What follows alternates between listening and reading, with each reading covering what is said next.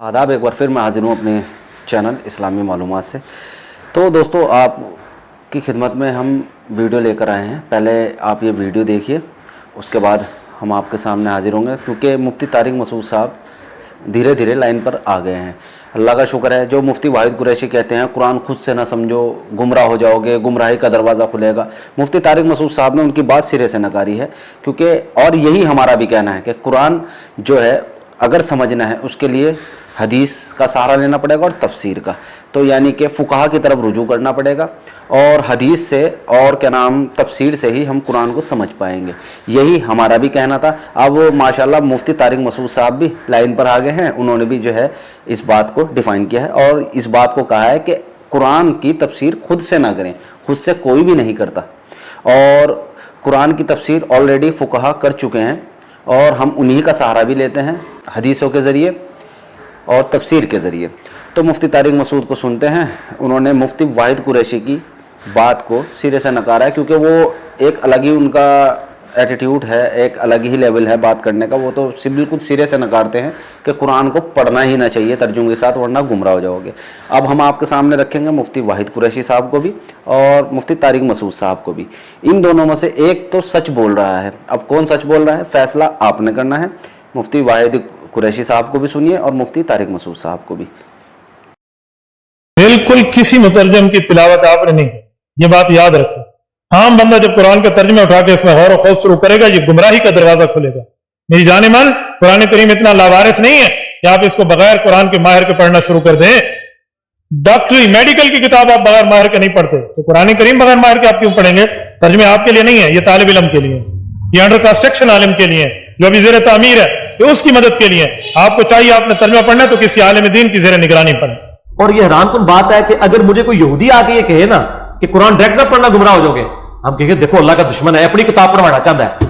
तो तुम्हारा मौलवी मेंबर ने चढ़ के कहता है कुरान डायरेक्ट नहीं पढ़ना चाहिए, गुमराह हो जाओगे, तो उसके बारे में सोचा जाए किसी और चक्कर में ही है। ये मुसलमान के लिबादे में एक दुश्मन इस्लाम का खड़ा हुआ है आपके सामने। कुरान तो कम से कम 4 दफा एक सूरत में कह रहा है वलक़द यस्सरनल कुरान लिज़्ज़िक्र फहल मिन मुद्दकिर।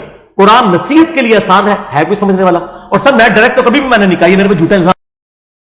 पहला सवाल भाई का ये है, कहते हैं हमने तबलीग में बहुत दफ़ा सुना है कि कुरान खुद नहीं पढ़ो, इससे क्या हो जाओगे? गुमराह हो जाओगे। देखें, कुरान में 2 तरह की आयत हैं। एक आयतें वो हैं जिनका ताल्लुक़ है नसीहत से, वाज़ व नसीहत, जिनमें वाक़यात हैं, मूसा अलैहिस्सलाम का वाक़या। जो विरासत की आयतें हैं ना, तर्जमा पढ़ें आपको विरासत के मसाइल नहीं आएंगे जब तक आप उसके साथ कोई तफसीर ऐड नहीं करेंगे। तफसीरें भी तो लोगों ने लिखी हुई है ना, वो पढ़नी पड़ेगी। आप तलाक के मसाइल हो गए, नमाज का कुरान में तस्करा मिलता है, तरीका मिलता ही नहीं है। तो अल्लाह के उस हुक्म को पूरा कैसे करना है, ये आप हदीस और हदीस के बाद फिर फुक़हा की तरफ आपको जाना पड़ेगा। तो ये जो कहा जाता है ना कि कुरान खुद से नहीं समझो, ये लफ्ज़ बहरहाल गलत है। समझ में आ रही बात? ये लफ्ज़ क्या है, ये ताबीर गलत है। कुरान खुद से समझो, आप समझें, घर में लाएं, रखें। ये तो कुरान घर में रख के पढ़ने के लिए ना। यहाँ तक कुरान ने कहा है कि नबी से कहा है कि जो मुशरिक आपके पास आए कुरान सुनने के लिए, तो आप उसको लाएं हत्ता यस्मा कलाम अल्लाह, ताकि वो अल्लाह के कलाम को अपने कानों से सुने।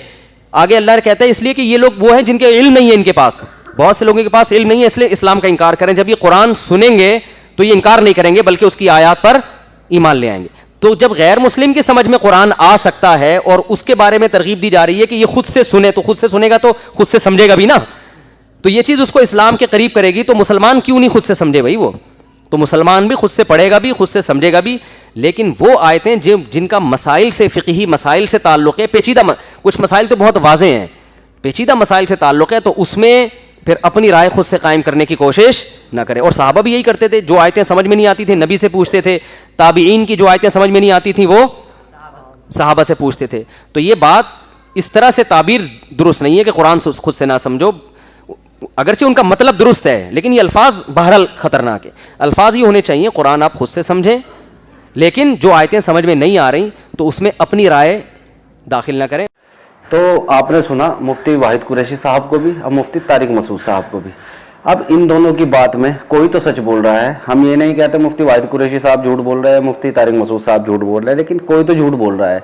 फैसला आपने करना है। हमारा कहना यही है, अल्लाह के वास्ते कुरान में गौर व फिक्र करें, कुरान को समझें, वो हदीस का सहारा लें और फुकहा की जो तफसीरें लिखी हुई हैं उन्होंने ऐसे ही नहीं लिखी, हमारे लिए लिखी है ताकि आम आदमी भी उसे समझ सके। हमारा तो यही कहना था। खैर अल्लाह का शुक्र है मुफ्ती तारिक मसूद साहब काफ़ी लाइन पर आ गए और आगे भी इंशाअल्लाह हम राब्ता कायम रखेंगे जब तक पूरे लाइन पे नहीं आ जाते। इंशाअल्लाह आपकी खिदमत में फिर हाजिर होंगे एक नई वीडियो के साथ, नए मौजू के साथ। आदाब।